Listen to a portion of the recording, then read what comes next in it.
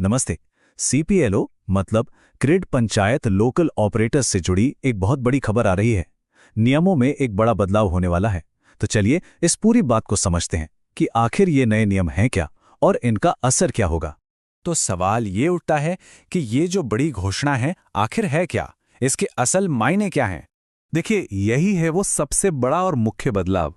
वो सारे नियम जो सीपीओ के काम को एक कह सकते हैं पारंपरिक नौकरी जैसा बनाते थे, जैसे रोज की हाजिरी, छुट्टी के नियम और ड्यूटी के जो तय घंटे थे, अब इन सबको खत्म किया जा रहा है।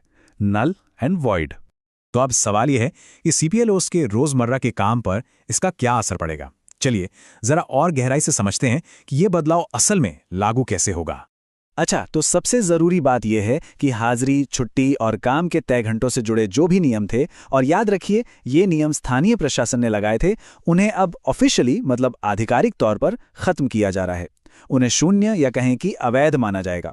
अब एक बहुत ही जरूरी सवाल कि आखिर ये बदलाव हो क्यों रहा है। भाई कोई तो वजह होगी। तो देखिए, इसका जो जवाब है ना, वो सीपीएलओ की भूमिका की कानूनी परिभाषा में ही छिपा है। यही परिभाषा है जो इस रोल को किसी भी पारंपरिक नौकरी से एकदम अलग बनाती है। जो विभागीय ढांचा है उसके हिसाब से सीपीआईओ का पद वो आधिकारिक तौर पर एक टास्क या ट्रांजैक्शन पर आधारित व्यवस्था है। मतलब सीधा सा है, पेमेंट इस बात पर नहीं मिलेगी कि कितने घंटे काम किया, बल्कि इस बात पर मिलेगी कि कितना काम पूरा किया।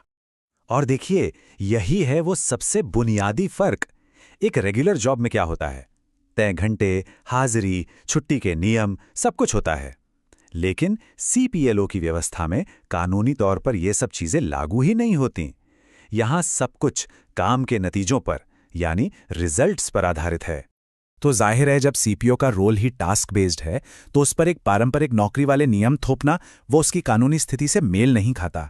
इसीलिए ऐसा करना कानूनी तौर पर गलत और अनुचित माना गया है। तो चलिए अब आते हैं सबसे बड़े सवाल पर।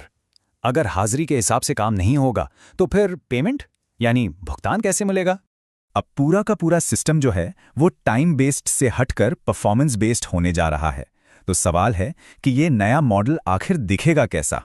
ये जो नई पेमेंट प्रोसेस है, इसमें सीधे सीधे 3 स्टेप्स हैं। पहला, काम पूरा करना। दूसरा, उस काम का मूल्यांकन यानी अप्रेजल होना। और तीसरा, मूल्यांकन के आधार पर पेमेंट मिलना। मतलब सब कुछ परफॉर्मेंस और उसके अप्रेजल पे टिका है।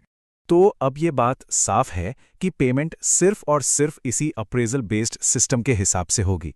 और हाँ, एक बात और, ये कोई ऐसी वैसी व्यवस्था नहीं है। इसे पंचायत विभाग के सचिव ने बाकायदा अपनी मंजूरी दी है। तो ये पूरी तरह से आधिकारिक है।